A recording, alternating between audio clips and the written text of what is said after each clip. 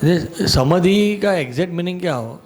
समाधि, रूढ़, रूढ़ दौलतनमा यानी वो डोली में अच्छी बिराज रहे हैं, रूढ़ यानी बिराजना, दौलतनमा यानी डोली। समाधि का मतलब क्या रहेगा अच्छी तरह से जी? सम्यक अधीय का मतलब होता है ऊपरी, अच्छी तरह से हाँ हाँ। दोला के ऊपर रूढ़ विराजी हुई, समाधि रूढ़। और वो असमाधि में, असमाधि का मीनिंग दोनों मीनिंग किया है ना? हाँ, तो असमाधि में, असमाधि का मीनिंग क्या रहेगा? अब उतर गई हैं। ओके तो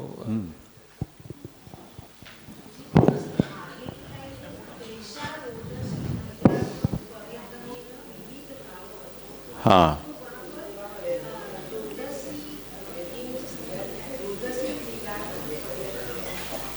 हाँ, माइक ले लो, अच्छा है।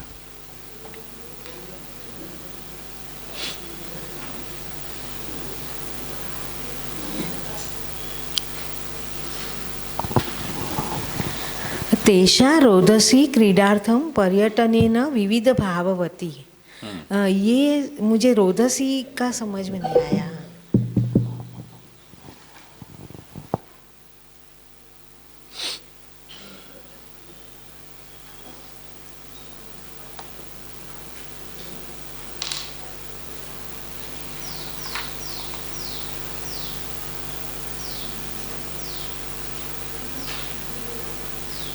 आविर्भाव प्रकाराया समाधि रूढ़ शिला सुकृत्या तमाशय प्रथम साधारण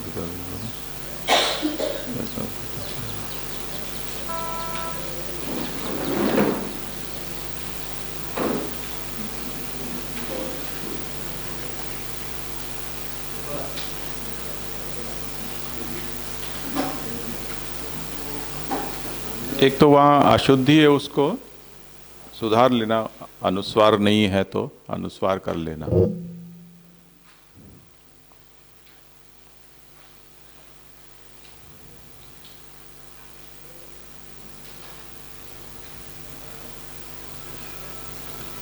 हाँ, व्रजम विहाय अन्यत्र कदापि न गच्छन्ति ते तथोक्ताः व्रजजनाः।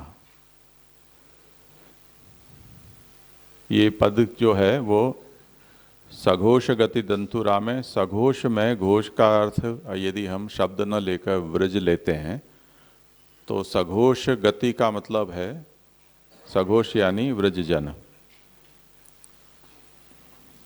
अब देखो, व्रजजनाः और गोविंदश्च,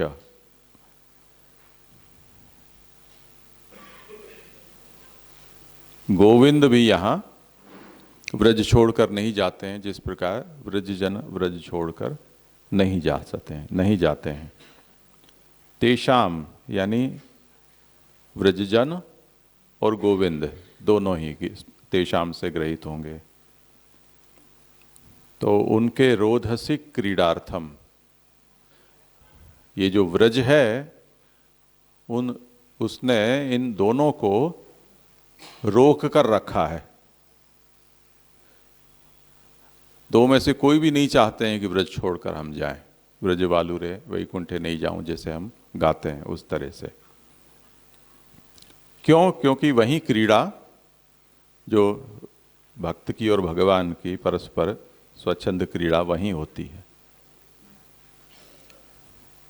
तो श्री यमुना भी ये चाहती हैं कि अब मैं जहाँ से निकली हूँ, तो जो भक्त और भगवान जिस व्रज को छोड़कर नहीं जाना चाहती हैं वहीं मैं जाऊं। तो पर्यटने न विविध भाववती, तो वो जब वहाँ से पधार रही हैं तब उस व्रजलीला संबंधी भावों से वो भरी हुई पधार रही हैं। ये उनका वहाँ पर रोध है।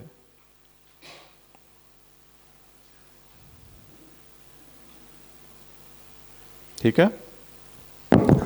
जय जय। हाँ हाँ, दंडवत प्रणाम। जय जय। जय जय। इसमें जैसे मुकुंद वर्ड का यूज हुआ है तो उसका अर्थ होता है मोक्षदाता भगवान। तो मोक्षदाता भगवान में रति बढ़ाने वाले यमुना जी है, तो इसका अगर मैं जैसे समझ रहा हूँ कि मोक्षदाता यूज़ करने के पीछे का तात्पर्य ऐसा समझे कि आध्यात्मिक स्वरूप का वर्णन यमुना जी का यहाँ हो रहा है, तो फिर जो भाववर्धकत्वम है वो भाव हम कौन सा समझेंगे, मतलब फिर वो कैसे कोरिलेट हो पाएगा? नहीं, वो तो यहाँ ऐसा ये सरकासम है ना, मुकुंद रति वर्धिनी, इसमें मुकुंद में रति बढ़ाने वाली और मुकुंद की रति बढ़ाने वाली। तो भक्त में भगवान और भगवान में भक्त निरुद्ध परस्पर होते हैं। उसमें मुकुंद शब्द का स्मरण करके ये एक सरकाज़म है यहाँ कि जो मोक्षदाता हैं उनमें लोगों की जो रति है वो मोक्ष प्राप्त्यर्थ होती है, पर मोक्ष में रति न बढ़ाकर मोक्षदाता में रति बढ़ाने वाली है, ये उनका उत्कर्ष है। ये बात यहाँ कही जा रही। जो हमने यहाँ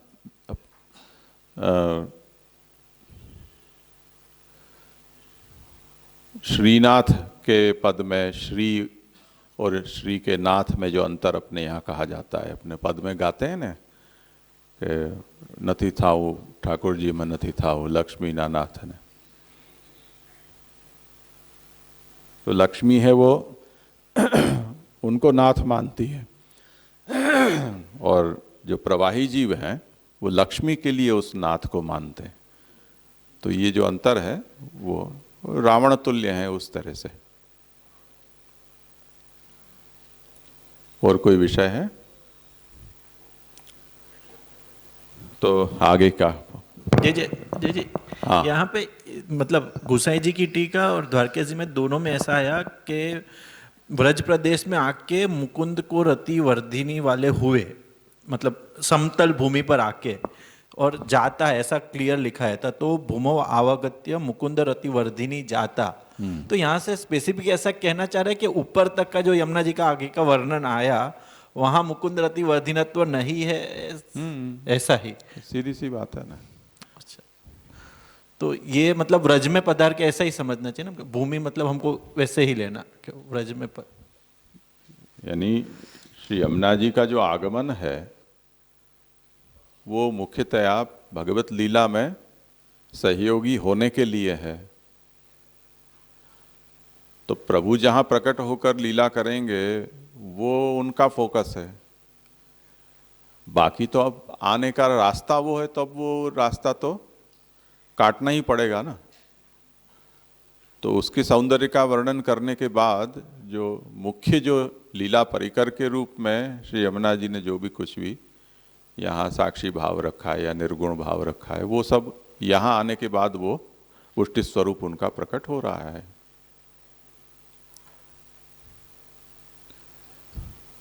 मानो कि जैसे गंगा का सेवन कोई करता है तो गंगा का अवतरण भगीरथ के लिए तो चलो समझ में आता है कि सागर के पुत्र जहाँ भस्म हुए थे वहां तक उसको पहुंचाना। तो उनके अस्थियों का स्पर्श गंगा जल का हुआ और फिर वो मुक्त हुए। उनके प्रभाव के कारण इस कार्य के गंगा उसके उद्गम से लेकर और गंगा सागर पर्यंत पापनाशिनी है, ऐसी उसकी प्रसिद्धि हुई। अब जो पुष्टि जीव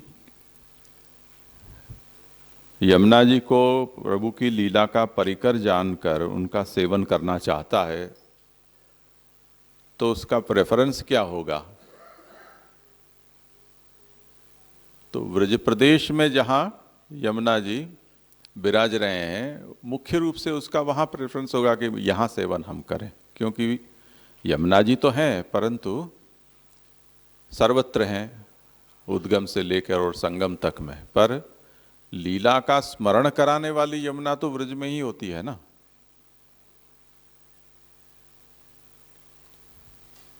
तो वो ये प्रेफर करेंगे कि हम ब्रज प्रदेश में जहाँ यमुना जी विराजते हैं वहाँ उनका हम करें।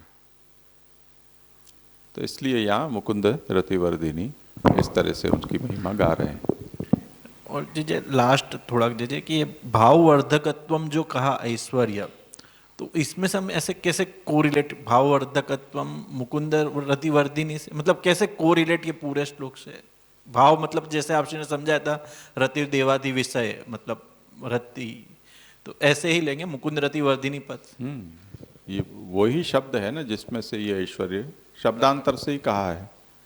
भाववर्धक कहो चाहे रतिवर्धक कहो, वो एक ही बात है।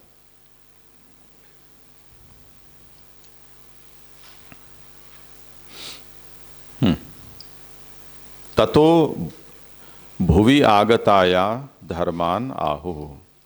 अब जो कलिंद पर्वत से भूतल पर जो श्री यमुना जी पधारी हैं उनके धर्मों को कह रहे हैं। वो भुवम भुवन पावनीम अधिकाता मने कस्वनैहि प्रियाभिरिव सेविताम शुकमयूर हंसादिभिः तरंगभुज कंकण प्रकट मुक्तिका वालुका नितंब तट सुंदरीम नमत कृष्ण तुर्य प्रियाम। ये भूतल पर भुवम अधिगताम, भूतल पर आकर श्री यमुना भुवन पावनीम, इस अखिल भुवन को पावन करने वाली है। अनेक स्वनैहि शुकमयूर हंसादिभिः, अनेक प्रकार के कलरव करने वाले और श्री यमुना जी के सखियों के समान जो ये शुक मयूर हंस और अन्य भी जो पक्षी हैं उनसे श्री यमुना जी सेवित हैं।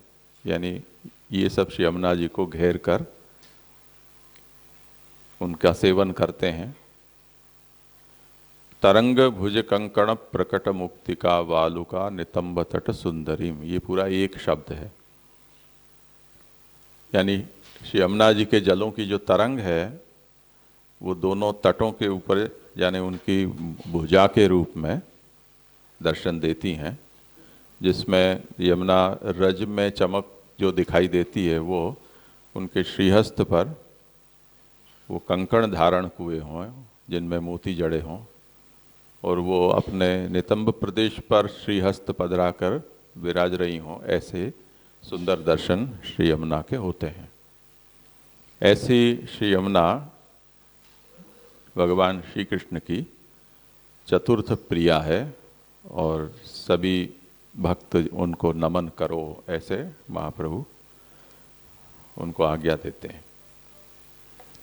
तो ये तीसरे श्लोक का ये सामान्य अर्थ है। उसमें प्रभु चरण आज्ञा करते हैं कि ततो भुवि आगताया धर्मान आहु, भूतल पर जो श्री यमुना जी पधारी हैं उनके यहाँ कैरेक्टर्स, उनके धर्म गुण, इनका वर्णन किया जा रहा है। अब क्यों पधारी हैं, तो उसका प्रयोजन है भुवन पावनीम, ये भुवन को पावन करने के लिए आप पधारी हैं। ऐसी श्री यमुना जी अनेक स्वनैहि इति शुकादि विशेषणम, यानी शुक मयूर हंस इत्यादि जो पक्षी हैं उनकी ध्वनियों से यानी उनके कलरव से गूंज रही हैं वो यमुना प्रदेश। ये जो उनका गुंजारव है या कलरव है उसे क्या समझना, तो एतेन विभावादि सामग्री उक्ता। हमने आगे देखा कि वो रसाकर सूर्य हैं, उनकी पुत्री होने से श्री यमुना जी भी रसात्मिका हैं, यानी भगवान में भाव की रस की वृद्धि करने वाली है, भक्तों में भी वो रस भाव को बढ़ाने वाली है। तो वो किस तरह से हैं वो समझाते हैं कि जो रस है वो विभाव, अनुभाव, संचारी भाव से जो स्थायी भाव निष्पन्न होता है उसको रस शास्त्र में रस कहा जाता है।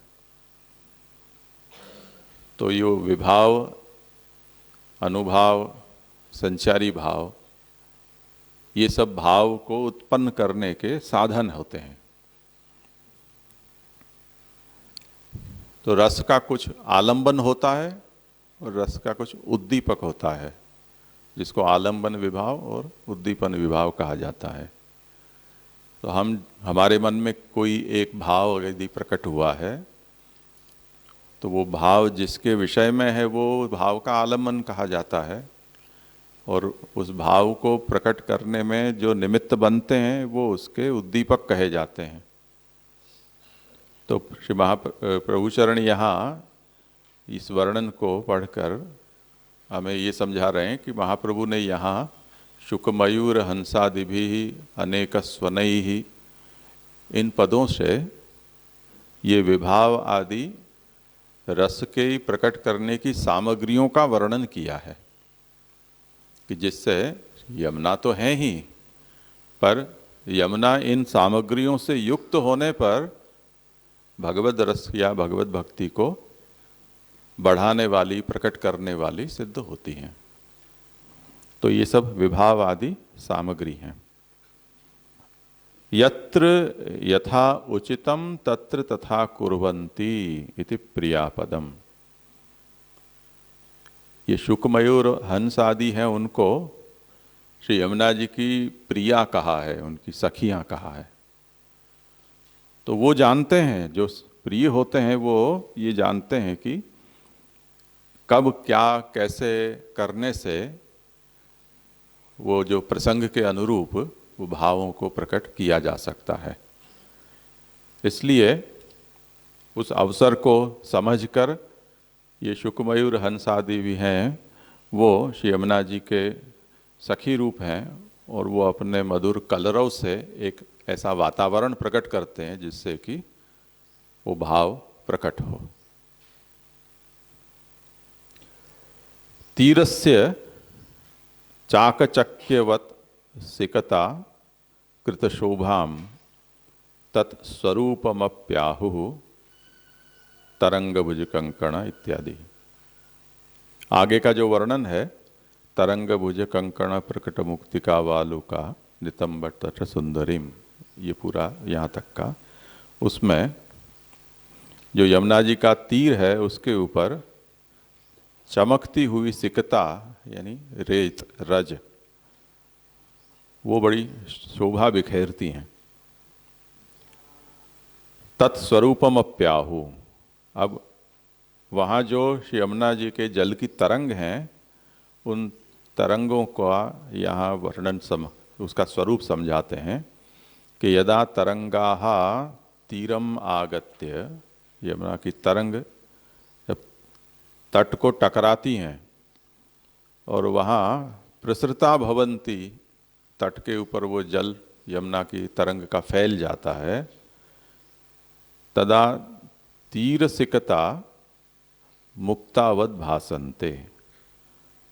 तो वहाँ जो तीर के ऊपर चमक जो बिखरी होती हैं, जिनको भी यमुना जी के तट का ऐसा दर्शन अभी चित्त में स्फुरित होता हो, वो इसकी कल्पना कर सकते हैं कि वो जल की तरंग से जब वहाँ की रज, उसका आडोलन होता है, आलोड़न होता है, तो उनमें एक चकमक जी होती है, वो ऊपर आ जाती है। उसे यहाँ कहते हैं कि तान सिकता, वो यहाँ चमक वाली रेत नहीं है, लोक प्रतीति परं तथा, लोक ऐसा समझते हैं कि ये चमकनी रेत है, परंतु तरंगाएव भुजाहा, वस्तुतः वो जो जल की तरंगें हैं वो श्री यमुना जी की भुजाएं हैं। तत्र यानी कंकणानी, और उस भुजा में जो कंकण आपने धारण किए हुए हैं, तत्र प्रकटाया मुक्तिका, उन कंकणों में जो मोती जड़े हुए हैं, मुक्ता फलानी, तान्येव वालुकावत प्रतीयमानानि, वो वस्तुतः यहाँ चमकती रज जैसे प्रतीत होते हैं। तो ऐसे चमकने मुक्ता फल से जटित कंकणों को श्रीहस्त में धारण किए हुए श्री यमुना जी यहाँ कैसे दर्शन देते हैं कि तद्युक्तो यो नितंब एव उच्च देशात्मक तटः तेन तादृशीम, वो अपने नितंब प्रदेश पर वो श्रीहस्त जो कंकण युक्त हैं वो यहाँ धारण किए हुए हैं, ऐसी वो दर्शन दे रही हैं। भगवती स्नेहातिशयो विशेषणेन उक्तः, तो इस प्रकार की जो श्री यमुना जी हैं वो यहाँ उनका भगवान के प्रति अतिशय स्नेह है, ऐसा यहाँ पर इन विशेषणों से बताया गया है। कृष्ण तुर्य प्रियाम इस विशेषण से। अब इसे श्री द्वारकेश जी समझा रहे हैं कि अग्रिमम अवतारयन्ति ततो भुवि इति। भगवान रमणार्थम अवतीर्णः तदा इयमपि तदुपयोगिनी अवतीर्णा। जिस तरह भगवान रमण के लिए भूतल पर अवतीर्ण हुए, उसी प्रकार भगवत रमणोपयोगी बनकर श्री यमुना का भी अवतरण हुआ है। तत्र च श्रृंगाराविर्भावादयः अपेक्षिता धर्माः, और रमण के लिए विविध प्रकार के भावों का उदय होना चाहिए, तो वो श्रृंगार आदि जो रस है उनका आविर्भाव अपेक्षित है। तो प्रयोजनम भुवन पावनीम तान प्रयोजनम इति श्री यमुनायाः भूमौ आगमनस्य प्रयोजनम भुवनस्य दैवी जीव शरीरस्य दुरितक्षय पूर्वकम भगवद भावदानेन पावन कर्तृत्वम स्नेहातिशय इति। तो यहाँ यमुना का जो अवतरण हुआ है वो भुवन को पावन करने वाली के रूप में हुआ है। तो इसका अभिप्राय क्या है कि वो गंगा की तरह पापनाश आदि करना, ये श्री यमुना जी का कोई प्रयोजन नहीं है। पर भुवन का मतलब यहाँ दैवी जीवों के शरीर को भुवन समझना है। तो दैवी जीवों का जो शरीर जो भुवनात्मक है, उनके दुरित का क्षय श्री यमुना करने वाली हैं, और दूसरा दुरित के क्षय पूर्वक भगवत भाव का दान भी वो करने वाली हैं। इस प्रकार वो भुवन पावनी होती हैं। स्नेहातिशय इति, तो वो अतिशय स्नेह यहाँ प्रभु के प्रति दैवी जीवों में प्रकट कर देती हैं। ये श्री यमुना जी के अवतरण का मुख्य प्रयोजन है। फिर से हमें इस बात को यहाँ याद कर लेना चाहिए कि श्री यमुना जी के ऐसे स्वरूप का जैसे बोध होगा, उसी के प्रति श्री यमुना जी का ये स्वरूप भी आविर्भूत होता है और वो प्रभाव प्रकट करता है। और सब लोगों के प्रति ऐसा नहीं होता है।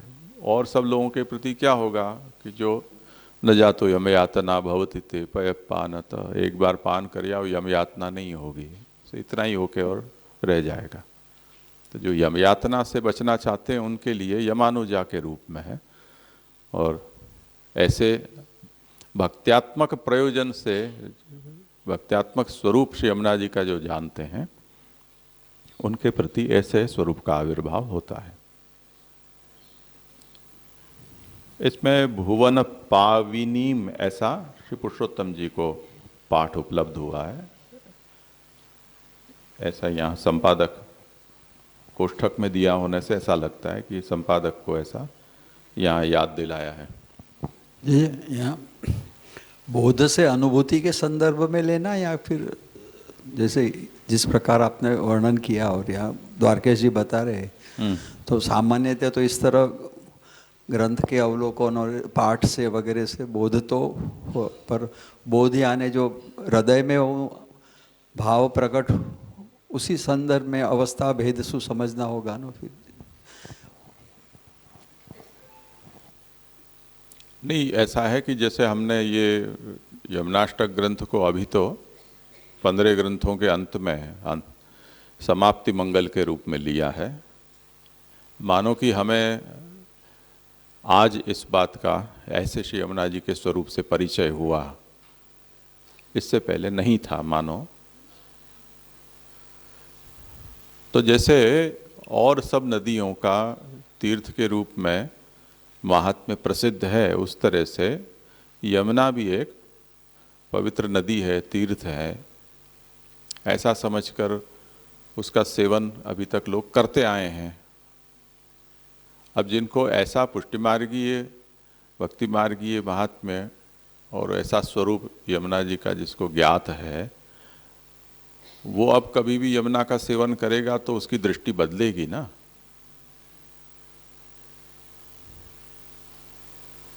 तो उस स्थिति में यमुना का जो प्रभाव है वो उसके ऊपर अलग ही पड़ेगा। ज्ञात्वा पाने महान रसः, ऐसा कहते हैं। नहीं जानकर हम जो कुछ काम करते हैं और उसी कार्य को जब हम जानकर और समझकर करें तो उसमें अंतर तो पड़ता ही है। तो जो बोध है, शुरुआत तो ऐसे ही होती है। प्रथम रूढ़ी का अनुसरण होता है, उसके बाद शास्त्र का संग हो, भक्तों का संग हो, उसके प्रभाव से उसके महात्म्य का बोध होता है और उसी का चिंतन भावन निरंतर करते रहने पर यदि हमारी ऐसी योग्यता है तो जैसे यमुनाष्टके न स्वरूप योग्यता, ये प्रथम योग्यता की सिद्धि होती है। तो कृपा होने पर वो स्वरूप योग्यता हुई तो यमुना जी के ऐसे स्वरूप की स्फुरणा भी होती है। तब फिर वो यमुना का सेवन है, वो भक्ति मार्गी फल प्रदान करने वाला या अष्ट सिद्धि जो कही जा रही हैं उसकी योग्यता भी सिद्ध करने वाला होता है। ऐसा उसका क्रम समझना चाहिए। अब आगे अप्राकृताखिल भूषण भूषित कथनेन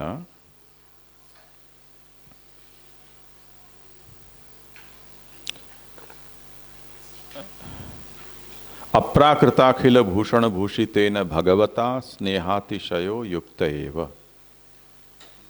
यहाँ जो निरूपण आया जिसमें तरंग भुज कंकण प्रकट मुक्तिका वालुका नितंब तट सुंदरीम, इसमें जो आभूषण आदि श्री यमुना जी ने धारण किए हुए हैं वो सब अप्राकृत हैं, ऐसा उसका निरूपण आया। भगवान भी इस प्रकार के अप्राकृत स्वरूप वाले हैं। तो अप्राकृत अखिल भूषण भूषित ऐसे श्री यमुना जी हैं, उनका भगवान में स्नेहातिशय युक्त ही है। यमुना जी ने ये आभूषण किन के लिए धारण किए हैं? भगवान के लिए धारण किए हैं। दोनों ही अप्राकृत भूषणों से विभूषित हैं, इसलिए परस्पर उनका स्नेह है वो सहज सिद्ध स्नेह है। समानशील व्यसनेषु सख्यम इति नियमात्, क्योंकि जिनका चरित्र, स्वभाव और जिनके शौक, व्यसन समान होते हैं उनके बीच में सख्य होता है। तो प्रभु के समानशील व्यसन होने के कारण श्री यमुना जी के भगवान के प्रति उनका स्नेहातिशय सख्य रूप वो समझ में आने वाली बात है। भगवतो अप्राकृत भूषण भूषितत्वम, अब भगवान इस प्रकार के अप्राकृत आभूषणों से विभूषित हैं ऐसा यहाँ तो कहीं दिखाई नहीं देता है। तो ये बात कहाँ से आती है? तो कहते हैं उद्दाम कांची इत्यत्र स्फुटतरम अस्ति। ये श्रीमद् भागवत में जब भगवान वसुदेव जी के सन्मुख, देवकी जी के सन्मुख प्रकट हुए, उस समय आपने जो दर्शन दिए, उस समय आपने ऐसे सब दिव्य वस्त्राभूषणों से विभूषित होकर दर्शन दिए थे। ये उनका अपराकृत स्वरूप है। तो प्रभु अपने अलौकिक स्वरूप में ऐसे वस्त्राभूषणों से विभूषित होते हैं। तो श्री यमुना जी भी उसी तरह विभूषित हैं, ऐसा समझना चाहिए। मूल श्लोक में नमत कृष्ण तुर्य प्रियाम, यहाँ कृष्ण तुर्य प्रियाम ऐसे शब्द का प्रयोग है। अब उसकी व्याख्या यहाँ आज्ञा करते हैं, क्योंकि श्री गोसाई जी ने उस पर अधिक प्रकाश नहीं डाला है, तो द्वारकेश जी अपनी ओर से उसकी विवेचना करते हैं कि इसका क्या मतलब है। कि व्रजे भगवद भोग्याः चतस्रः स्वामिन्यो मुख्याः, व्रजलीला में 4 प्रकार की मुख्य स्वामिनी जो भगवान की भोग्या हुई उनका वर्णन प्राप्त होता है। वो यूथ के रूप में है। श्री राधिका यूथाः तामस्यः, एक तामसी व्रज भक्तों का यूथ है जिनकी मुखिया श्री राधिका जी कही जाती हैं। दूसरा श्री चंद्रावली यूथस्थाः राजस्यः, चंद्रावली जी के यूथ की सब राजसी कही जाती हैं। कुमारिका यूथस्थाः सात्विक्याः, और जो अंतर्गृहता कुमारिकाएं हैं या ऋषि रूपा जो हैं वो सब सात्विकी हैं। और श्री यमुना यूथस्थाः गुणातीताः तुर्याः, चौथी श्री यमुना जी के यूथ की हैं जो गुणातीत कही जाती हैं। तासु इयम तुर्याः, इन 4 यूथों में श्री यमुना जी तुर्य प्रिया कही जाती हैं। अतस्तत् कथनम, इसलिए यहाँ नमत कृष्ण तुर्य प्रियाम ऐसा कहा। अब प्रश्न करते हैं यहाँ कि कालिंदीति समाख्याता वसामि यमुना जले इति वाक्येन अस्याः कालिंदी भिन्नत्वेपि प्रियात्तम उपपन्नम। किसी को ये मन में शंका हो कि द्वारका लीला में जब भगवान और श्री कृष्ण मृगया के लिए पधारे हैं और वन में घूम रहे थे, तब उनको एक ऐसी सुंदरी विचरण करती हुई दिखलाई दी और भगवान ने अर्जुन को कहा कि जरा पूछो कौन है। तो उन्होंने जाकर उनसे संवाद किया, तब उन्होंने अपना परिचय इस रूप में दिया कि कालिंदी मेरा नाम है और यमुना जल में मैं रहती हूँ। तो अब ये जो यमुना जल में रहती हूँ, तो यमुना हूँ या यमुना से भिन्न हूँ? तो ये जो वचन है वही इस बात का प्रमाण है कि द्वारका लीला में जिस कालिंदी का पीछे भगवान ने पाणी ग्रहण किया और वहाँ उनकी वो चतुर्थ पटरानी के रूप में स्थापित हुई, वो तो भगवान की भार्या हैं, पत्नी हैं। वो तुर्यप्रिया नहीं है, तुर्यप्रिया यमुना है। तो यमुना में बसने वाली कालिंदी वो एक कालिंदी अलग है, और जो कलिंद पर्वत से आई हुई यमुना के रूप में प्रसिद्धि हुई वो अलग है। तो ये संयोगवश 2 नाम हो जाने से किसी के मन में ऐसा भ्रम हो जाता हो कि ये दोनों एक हैं, तो नहीं समझना चाहिए। तो प्रिया शब्द से इसको यहाँ, क्योंकि श्री यमुना जी के साथ भगवान का विवाह हुआ हो ऐसा कहीं प्रसिद्ध नहीं है, इसलिए श्री यमुना जी प्रिया ही हैं, भार्या नहीं है।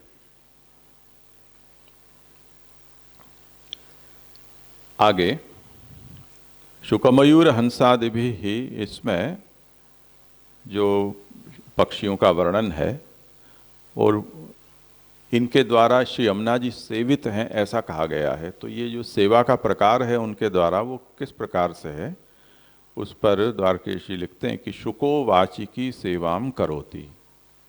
श्री यमुना जी के तट पर विचरण करने वाले शुक श्री यमुना जी की वाची की सेवा करते हैं, यानी वाणी से। मयूरः कायिकीम, जो मयूर हैं वो कायी की सेवा करते हैं। कायिकी से मतलब है ऐसे ही नृत्य आदि करके शोभा बढ़ाते हैं। हंसो मानसीम, हंस मानसी सेवा करते हैं। देखने में जितने खूबसूरत होते हैं उनकी आवाज़ वैसी कर्कश होती है, तो वो चुप रहे वही बेहतर है। तो मानसी करो वही ठीक है। हंस वो मानसी सेवा करते हैं। और हंसादि भी उसमें आदि पद है, उससे कहते हैं कि पारावत यानी कबूतर, कोकिल, सारस, चक्रवाक और दातुह, ये दातुह क्या है पता नहीं है, होते होंगे कोई पक्षी का प्रकार, ये सब भी श्री यमुना जी के तट पर यथा योग्य सेवा करते हैं। ये सब उनके सखी हैं।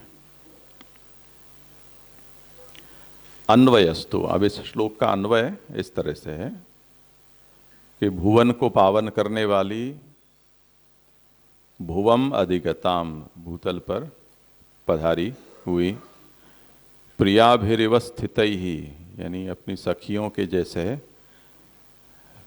रहे हुए, अनेक स्वनई, अनेक प्रकार के ध्वनियों से, जो शुक मयूर हंस आदि से जो सेवित हैं, ऐसी श्री यमुना जी हैं। और तरंग भुज कंकण प्रकट मुक्तिका वालुका नितंब तट सुंदरीम, ऐसे सुंदर दर्शन देने वाली श्री कृष्ण की तुर्य प्रिया यूयम नमत, आप सब लोग उनको नमन करें। इति दैवी जीवान प्रति विधि ही, ऐसे महाप्रभु यहाँ दैवी जीवों को आज्ञा दे रहे हैं नमन करने की। अत्र भगवत संबंध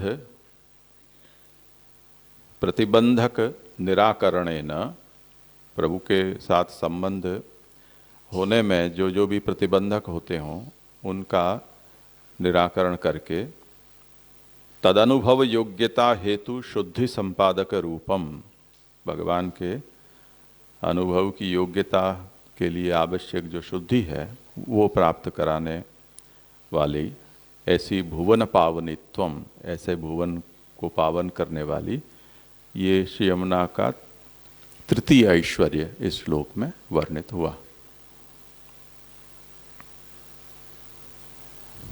इसमें कुछ हो विचारणीय तो?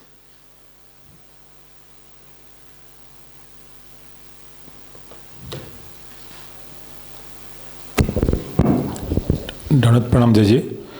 जी ये जो उदाम कांची, उसका मतलब क्या है? हाँ हाँ, ये भागवत का क्वोटेशन है, जहाँ कारागृह में भगवान प्रकट होकर वसुदेव देवकी को ये प्रतीति कराई कि तुमने कभी किसी जन्म में मेरे जैसे पुत्र की कामना की थी, तो अब मैं वो तुम्हारी प्रार्थना से प्रसन्न होकर पुत्र रूप में प्रकट हुआ हूँ। तो भगवान जो प्राकृत बालक के रूप में जन्म हुए, उसके यदि दर्शन मात्र होते तो वसुदेव देवकी जी को ये प्रतीति कभी भी नहीं हो पाती कि यह हमारी तपस्या के और प्रार्थना के फल के रूप में भगवान का प्राकट्य है। तो भगवान ने अपने अलौकिक स्वरूप को वहाँ प्रकट किया कारागृह में। उस समय भगवान ने जो दर्शन दिए वो स्वरूप का वर्णन इस श्लोक में दिया गया है। उनके कुछ अक्षर यहाँ कोट किए हैं, पूरा वचन यहाँ नहीं किया है। तो वहाँ प्रभु ने जो वस्त्र आभूषण अलंकार आदि धारण किए हैं उनका यहाँ वर्णन है। तो प्रभु ने वहाँ ऐसे कटी पर, जो कटी पेच कहते हैं हम, कंदोरा, वो धारण किया है। इस प्रकार कांची वस्त्र प्रभु ने धारण किए हैं, ऐसा मुकुट धारण किया है, यहाँ श्रीहस्त में ऐसे बाजूबंद और कंकण धारण किए हैं। ये सब उनका वर्णन वहाँ वसुदेव देवकी जी ने जो दर्शन वहाँ हुए उसका वहाँ प्राप्त होता है। पूरा कोटेशन पीछे दे देंगे, देख लेना। और दूसरा इसमें है जो ये कि श्री चंद्रावली युथस्था राजस्य और कुमारिका युथस्था सात्विकया, तो यहाँ एक में विसर्ग है, एक में विसर्ग नहीं है, उसका क्या तात्पर्य है? हाँ हाँ, वो व्याकरण का नियम है, उसके कारण कहीं लोप हो जाता है। अच्छा, कहाँ पर, एक मिनट में देख लूँ। राधिका यूथस्थाः, हाँ वो तो संधि की है, नहीं, श्री चंद्रावली युथस्था राजस्य। हाँ हाँ हाँ, वो यौथस्थाः राजस्य ऐसे उसको समझना है, विसर्ग है। अच्छा। पर वहाँ उसका लोप समझना है। हाँ, कौन सा नियम है बताओ? रो रही।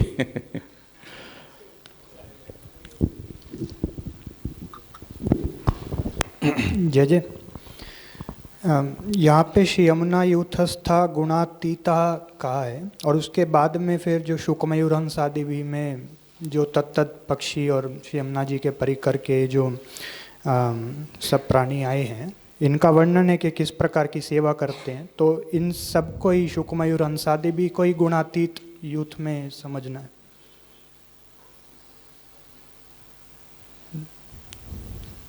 जय जय। एक तो ये प्रश्न था, और तो गुणातीतता इन सब शुकमयूर। देखो ऐसा है कि इनको यूथ नहीं कह सकते हैं, क्योंकि यूथ में तो जो सखी स्वरूप से हैं विराजते थे उनको यूथ कहा जाता है। यहाँ जो निरूपण हो रहा है वो अवतार कालीन और अनवतार कालीन दोनों ही काल के जो भी परिकर हैं यमुना के, उन सबको हमें समझना है। जैसे श्री गोसाई जी ने यहाँ ये वर्णन किया कि हमें यमुना तट पर जल की तरंगें और रेत में जो चमक है वो दिखलाई देती है, वो उसका आधिभौतिक स्वरूप है। वस्तुतः वो श्री यमुना जी के श्रीहस्त हैं जो वहाँ प्रसारित हो रहे हैं, और उनमें ये अप्राकृत आभूषणों को उन्होंने धारण किया है। यमुना का ये स्वरूप है। उसी तरह से ये शुकमयूर हंस आदि जो हैं वो मानो ये आदिभौतिक स्वरूप से जो यमुना दर्शन दे रही हैं उनका ये सखी परिकर है, ऐसा समझो। और जो यूथ का वर्णन आता है वो वर्णन तो अवतार काल में लीला के समय जो परिकर था उनका वर्णन है।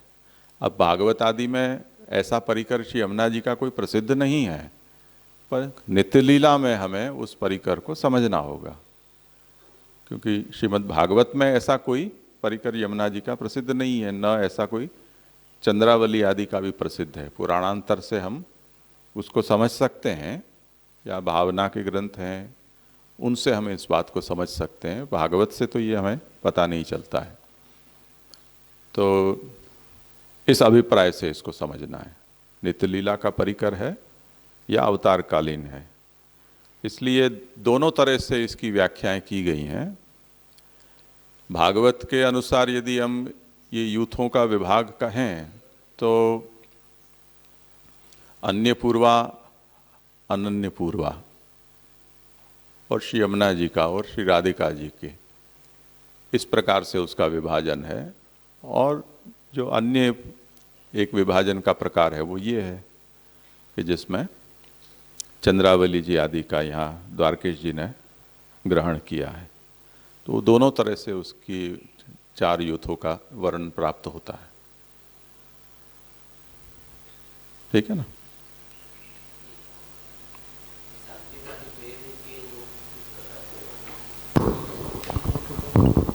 वो सात्विक आदि जो भेद किए यूथों के, वो किस प्रकार से समझने हैं, वो स्पष्ट कर। इसमें द्वारकेश जी ने आगे इस बात को कहा है सुरासुर सुपूजितम है कि जो दैन्य भाव वाले हैं वो सुर हैं, और मानादि भाव वाले हैं वो असुर हैं। तो जो तामस हैं, जिनके अंदर इस प्रकार का मानादि हुआ है, उन्होंने प्रकट किया है, वो सब के सब तामस कहे जाएंगे। और जिनमें उस प्रकार का दैन्य नहीं है, मानादि भाव नहीं है, वो सब सुर भाव वाले सात्विक कहे जाएंगे।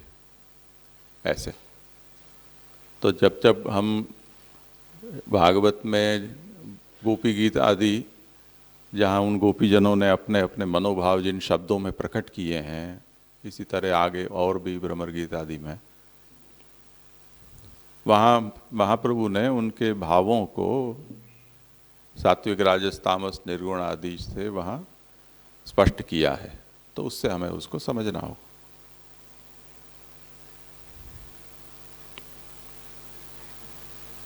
अधिक संख्या में जब होते हैं, उसका मैं उदाहरण देता हूँ। जैसे जहाँ बहुत बड़ी भीड़ इकट्ठी हो जाती है, उसमें अगर कोई अप्रसन्न है, कोई व्यक्ति, ऐसा कोई अवसर बना कि जिसके कारण कोई एक व्यक्ति नहीं, कुछ लोगों को असंतोष हुआ, तो कुल बुलाते तो जो असंतुष्ट हैं वो सब के सब हैं। पर उसमें अगर कोई लीडरशिप ले ले खड़ा होके, बंद करो ये तमाशा, बंद करो, तो उसके पीछे उसकी स्वभाव से मेल खाते लोग, दूसरे भी 5-25 लोग खड़े हो जाते हैं। यूथ हो गया उसका, तामसियों का। कुछ लोग कहे बाढ़ में जाए, अपने क्या है, अपन चलते बने सभा छोड़ के अपना बैठे रहना जरूरी थोड़ी है, तो कुछ वॉकआउट कर देते हैं। तो ये एक जाया है, ऐसा देखा, तो ऐसी रुचि वाले दूसरे 25 लोग उठ के चले जाएंगे, वो उनका यूथ हो गया। एक यूथ ऐसा भी होता है कि जो भी हो रहा है चलने दो, यहाँ बैठे हैं, बाहर जाकर बैठना है तो यहीं बैठे हैं। तो बहुत लोग बैठे ही रहते हैं, जो हो रहा है उससे बिल्कुल अप्रभावित होकर, स्थितप्रज्ञ होकर। कि बाहर धूप है, हवा चल रही है, यहाँ कम से कम बत्ती पंखा है और मजे से बैठने की व्यवस्था है, तो बैठे रहो। तो उनका यूथ अलग बन जाता है। तो ये एक सिंबॉलिक है। अब ऐसा नहीं है कि उसमें 4 तो 4 ही यूथ होते हैं, क्योंकि अगर हम गुण की दृष्टि से थोड़ा भी सोच विचार करेंगे तो फिर सात्विक आदि के जो मिश्र भेद हैं वो फिर से यहाँ आ जाएंगे, तो अवान्तर यूथ और भी हो जाते हैं इसमें। तो ये केवल समझने के लिए ये है। और क्योंकि महाप्रभु ने यमुना जी के लिए तुर्य प्रिया ऐसे शब्द का प्रयोग किया, तो 2 बातें बिल्कुल साफ हैं। महाप्रभु यहाँ पटरानियों की बात नहीं करना चाहते हैं, अन्यथा प्रिया शब्द का प्रयोग न करके भार्या पद का ऐसा कुछ प्रयोग करते। तो प्रिया में वो तो नहीं ही लिए जा सकते हैं कि जो जिनका विवाह भगवान के साथ हुआ है, तो बाकी बचे कौन? तो उनमें से यही व्रजस्थ ही लेना पड़ेगा, क्योंकि व्रज के कोई भी के साथ भगवान का विवाह नहीं हुआ है।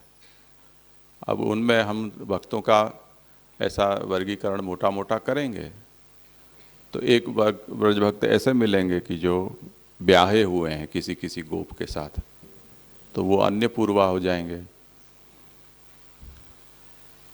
और जो कुमारिकाएं हैं जिनका विवाह नहीं हुआ था और कात्यायनी आदि व्रत भगवान को पति के रूप में प्राप्त करने के लिए उन्होंने किया था, वो सब की सब अनन्य पूर्वा हो जाएंगी, तो उनका एक ग्रुप अलग हो जाएगा। एक स्वामी जी वाला हो जाएगा और बाकी बचे तुर्य प्रिया श्री यमुना जी हैं, तो यमुना जी का प्रसिद्ध नहीं है पर अप्रसिद्ध यूथ यदि है तो तुर्य प्रिया ऐसे मान सकते हैं। तो ऐसे 4 विभाजन कहे हैं। इसमें मान भाव और दैन्य भाव से सूर यानी कि जो ये सात्विक आदि तो समझ में, गुणातीत को कैसे समझेंगे? वो थोड़ा वो तो उससे अलग ही कक्षा है, अलग। क्योंकि ये सब जो घटना हुई है उत्पातपूर्ण जो भी कही जा सकती हैं, वो सब यमुना तट पर हुई हैं। उसमें कहीं भी यमुना जी ने किसी का पक्ष नहीं लिया है, क्योंकि यमुना जी इन सब की साक्षी हैं। और न तो ये सब पूछ रही थी कहाँ गए, तो यमुना जी ने प्रकट होकर कहा कि यहाँ हैं, या कोई रो रहे थे तो यमुना जी ने आके एक गिलास पानी पिवा दिया हो, ऐसा भी कहीं नहीं किया हो।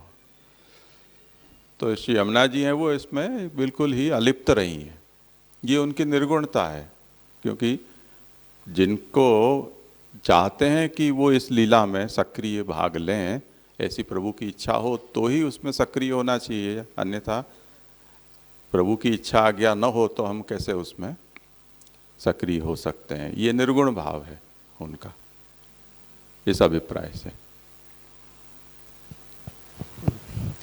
फिर जी यहाँ जो गोपाल के प्रश्न में आगे जिस तरह द्वारकेश जी ने ये कैटेगराइजेशन किया है राधिका जी का तामस वगैरह, तो फिर क्योंकि सारी चारों चार युद्ध भगवत भोग्या है, तो वो अलौकिक या अप्राकृत के डोमेन में ही सब तामस राजस वही समझना है। हाँ हाँ, वो तो ऐसा ही है।